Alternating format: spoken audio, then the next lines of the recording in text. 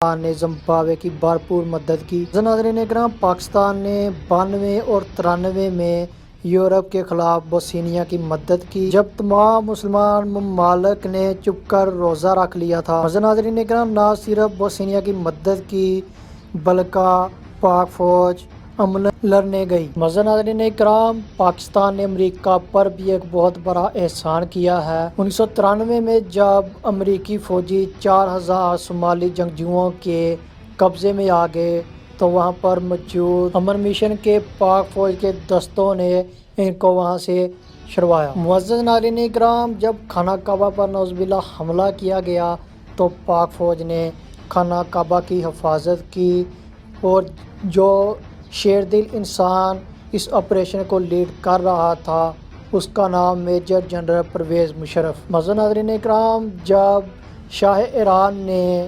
متحدہ عرب امارات کو صفحہ ہستی سے مٹانے کی دھمکی دی تو اس وقت پاک فوج نے متحدہ عرب امارات کی مدد کی۔ جب عربوں اور مصر والوں میں اختلاف ہوا تو پاکستان نے مصر کی سفارش کی اور عربوں کو راضی کیا۔ ناظرین اکرام، جب اقوام متحدہ میں مسلمانوں کا موقف پیش کرنے کی باری آئی تو تمام مسلمان ممالک بشمول عربوں اور ترکی نے پاکستان کو چنا، جس کے بعد جنرل ضیاء الحق نے اپنی مشہور زمانہ تقریر کی۔ ناظرین اکرام، پاکستان نے آرمینیا کے خلاف آذربائیجان کی مدد کی اور پاکستان وہ واحد ملک ہے جو آج بھی آرمینیا کو تسلیم نہیں کرتا۔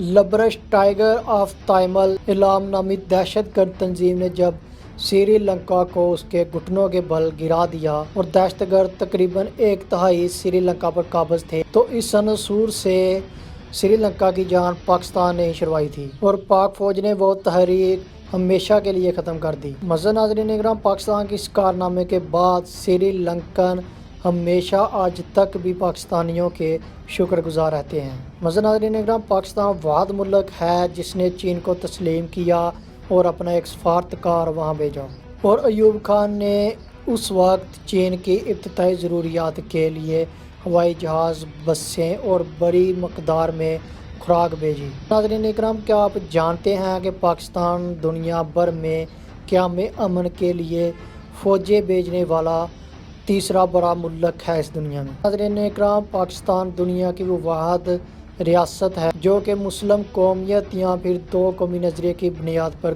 ابھی بھی قائم ہے۔ تو ناظرین اکرام، وہ لوگ جو پاک فوج پر بھونکتے ہیں، پاکستان پر بھونکتے ہیں، وہ ایک بار یہ ویڈیو ضرور دیکھیں اور اس ویڈیو کو زیادہ سے زیادہ شیئر کریں تاکہ یہ مفید معلومات دوسرے لوگوں تک بھی پہنچ سکے۔